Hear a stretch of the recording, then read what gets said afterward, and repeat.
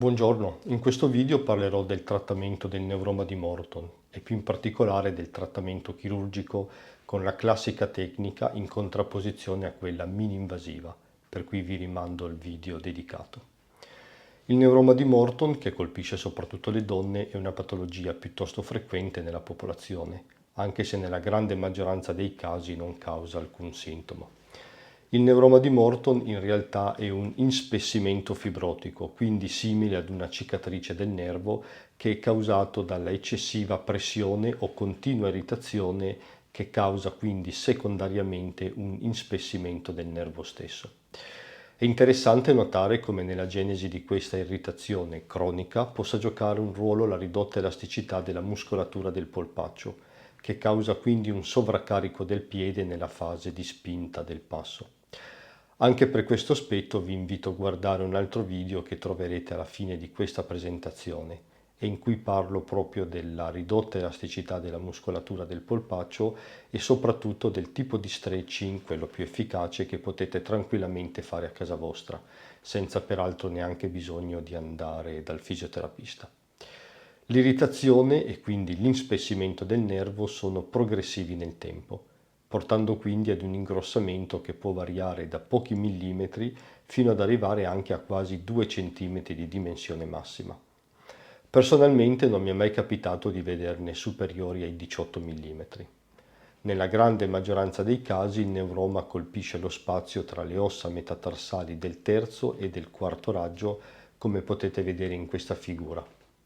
In questo modellino di plastica potete vedere che ciascuno di noi ha dei nervi che chiamiamo interdigitali, che passano tra le ossa metatarsali del piede e che qui vedete rappresentati in colore giallo. L'ingrossamento del nervo avviene generalmente poco prima che il nervo stesso si divida in due nervi più piccoli che si dirigono verso le dita del piede. I sintomi del neuroma di Morton interessano solitamente il terzo spazio intermetatarsale del piede, che vedete rappresentato in questa fotografia, con dolore, saltuario senso di scossa elettrica che si irradia alle corrispettive dita del piede, che possono peraltro essere avvertite anche come addormentate. Non è peraltro infrequente avere anche la sensazione di un sassolino nella scarpa o la sensazione di un calzino arrotolato quando si cammina. Molti pazienti lamentano un dolore tale da dover togliere la scarpa e massaggiarsi il piede. Per quanto riguarda invece la diagnosi del neuroma di Morton, consiglio sempre di eseguire una radiografia in piedi, cioè non sul letto radiologico, e questo per valutare se ci siano delle problematiche delle ossa che possono peraltro coesistere con il neuroma di Morton stesso, e per cui vi invito a guardare un altro video dedicato, come trovate nel link che vi lascio adesso qui sopra. La risonanza magnetica gioca sicuramente il ruolo principale nella diagnosi ed è quindi l'esame di scelta. L'ecografia è molto meno precisa e quindi molto meno utile per la diagnosi, e per questo motivo ritengo di non dover mai prescrivere la ecografia e per lo stesso motivo non richiedo neanche la TAC. Per quanto riguarda il trattamento abbiamo diverse possibilità. Nelle fasi iniziali è sempre ragionevole provare un trattamento conservativo che può includere la fisioterapia e un plantare, che tuttavia non trovo così molto utile. Possono anche essere considerate le infiltrazioni locali di cortisone oppure con alcol, oppure ancora con il concentrato piastrinico, che chiamiamo PRP, o ancora con le radiofrequenze. Solo come ultima possibilità è considerata una operazione chirurgica. Come detto prima, il neuroma di Morton si vede frequentemente associato ad una brevità della muscolatura del polpaccio e quindi consiglio sempre di iniziare lo stretching regolare e specifico come vi ho descritto prima. Abbiamo detto che è possibile eseguire delle infiltrazioni che possono essere di cortisone, iniettato in minima quantità a livello del nervo, ma è anche possibile utilizzare il cosiddetto concentrato piastrinico, che comunemente chiamiamo PRP, che poi altro non è che la parte plasmatica ottenuta dalla centrifugazione ad alta velocità di una fiale dal vostro sangue, che contiene quindi dei fattori di crescita. Si può usare anche una sorta di miscela alcolica da iniettare sotto controllo ecografico a livello del neuroma con lo scopo di bruciare le cellule del neuroma stesso, riducendone quindi le dimensioni. Ci sono poi le radiofrequenze in cui si usa un ago collegato ad un generatore di onde radio che anche in questo caso ha lo scopo di bruciare le cellule del neuroma. Il trattamento con le radiofrequenze può essere fatto sia dal chirurgo ortopedico che da un radiologo. Quando il trattamento conservativo non porta al miglioramento sperato, allora si considera un intervento chirurgico che sostanzialmente prevede due tecniche, quella mini-invasiva e quella classica, cioè con un taglio di circa 2 cm. In entrambi i casi l'intervento è eseguito con un'anestesia periferica, cioè un'anestesia fatta al polpaccio che ha il grosso vantaggio di essere meno invasiva rispetto all'anestesia generale, rispetto alla quale peraltro offre anche una migliore copertura del dolore nel post-operatorio. E trovo poi che sia anche migliore rispetto all'anestesia spinale, dove invece si inietta un anestetico a livello della schiena. Per quanto riguarda la tecnica mini-invasiva, non voglio dilungarmi in questo video, dato che non è questo l'argomento che dobbiamo trattare.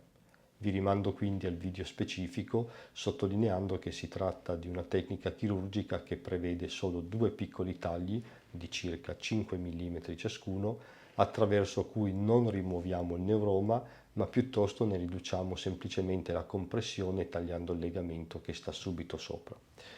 È un tipo di intervento chirurgico che attualmente eseguo di meno, preferendo in questo momento l'intervento classico, cioè quello con un taglio leggermente più lungo e che peraltro trovo non essere assolutamente più doloroso di quello mini-invasivo.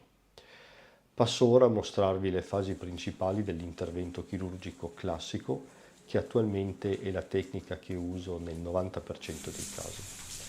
L'intervento chirurgico è eseguito sempre in regime di day hospital, cioè i pazienti vanno a casa il giorno stesso, appena avranno ripreso la sensibilità dopo l'anestesia, che come vi dicevo prima è un'anestesia generalmente al polpaccio, che non è assolutamente dolorosa e che l'anestesista esegue sotto controllo ecografico. Con questo pennello di colore viola adesso disegno il decorso dei nervi interdigitali. In questo caso specifico il paziente non aveva solo un nevroma, ma ne aveva addirittura due, evenienza poco frequente ma comunque possibile. Ma non è che Spaccato è eccellente nel lavoro di... Ora disegno il secondo neuroma di Morton e quindi passiamo alla incisione chirurgica. Il taglio è di circa 2 cm in questo caso, dato che i neuromi erano due, poi abbiamo ovviamente deciso di toglierli entrambi allo stesso momento. Il paziente ha un laccio pneumatico alla caviglia in modo da ridurre al minimo i termini il sanguinamento. Con delle forbici andiamo progressivamente più in profondità, dovendo tagliare il legamento che si trova subito sopra il neuroma. Il neuroma è ora finalmente identificato. Lo prendo con la pinzetta chirurgica e adesso, un po' alla volta, sempre con le forbici sterili, vado a isolarlo dai tessuti circostanti e quindi lo andrò a tagliare dalla sua branca terminale mediale e da quella laterale. Solo alla fine lo toglierò anche nella zona più prossimale che vedete in basso sul vostro schermo. Questo che vedete ora è il neuroma di Morton che appoggio su questa superficie di colore blu per farvelo vedere meglio. Il neuroma sarà subito inviato in laboratorio per l'esame istologico. A questo punto, dopo aver tolto i due neuromi di Morton, togliamo il laccio pneumatico alla caviglia per far sanguinare la ferita, permettendomi quindi di identificare prima e coagulare poi i vasi di sangue per ridurre al massimo il sanguinamento nelle ore dopo l'operazione. Una volta ottenuta una buona coagulazione, chiudiamo la pelle con un filo di sutura riassorbibile, che quindi cadrà da solo e non avrà bisogno di essere rimosso in studio medico in un secondo momento. Faremo quindi una medicazione sterile con un cerotto e con un bendaggio elastico, che cambieremo poi la settimana successiva. Generalmente la ferita chirurgica è protetta da questa medicazione solo per 2 settimane. Dopo l'operazione potrete appoggiare subito tutto il peso a terra, usando però una scarpa con una suola piatta e rigida, come quella raffigurata in questa fotografia, e che dovrete comunque tenere per circa 2 settimane, questo per far guarire la ferita chirurgica nel miglior modo possibile. Durante queste prime 2 settimane è meglio non fare la doccia per evitare che le ferite si bagnino con l'acqua, rischiando quindi l'infezione. Per evitare il gonfiore post-operatorio vi consiglio sicuramente di non stare in piedi troppo lungo o di stare seduti con il piede abbassato, ma piuttosto di tenerlo su uno sgabello. È bene anche evitare di guidare l'auto o la moto per lo stesso periodo di tempo. La fisioterapia non è sempre necessaria se non in caso di gonfiore e dolore post-operatorio.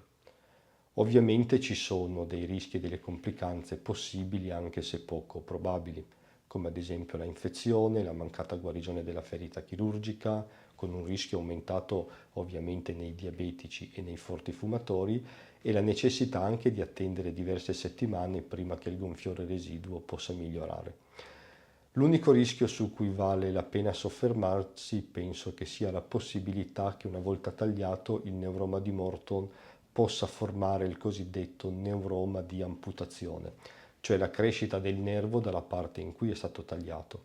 Si tratta di un'evenienza che capita solo occasionalmente e solo occasionalmente causa un reale fastidio, tale da richiedere una seconda operazione. L'unico rischio frequente, ed è importante che lo sappiate per evitare di restare delusi, è quello di un tempo di guarigione sempre più lungo di quanto ci si possa aspettare. Bisogna infatti considerare che dopo l'intervento chirurgico la zona della cicatrice, soprattutto quella in profondità, potrebbe causarvi dei disturbi che talvolta richiedono anche 6 mesi di tempo prima di scomparire. Questi sono i casi in cui generalmente consiglio di fare la fisioterapia. Non infrequentemente, se il dolore post-operatorio dura più di 6 settimane, suggerisco di eseguire anche una infiltrazione cortisonica, che è generalmente tutto quello che serve per migliorare nettamente la situazione. Per discutere più specificamente dei rischi e delle complicanze dell'intervento chirurgico, vi consiglio ovviamente di parlare con il vostro chirurgo a cui potete affidarvi sempre con la massima fiducia. Vi ringrazio per l'attenzione e vi invito a mettere un like e a iscrivervi al canale se pensate che questo possa avere un'utilità per voi o per altre persone. Grazie.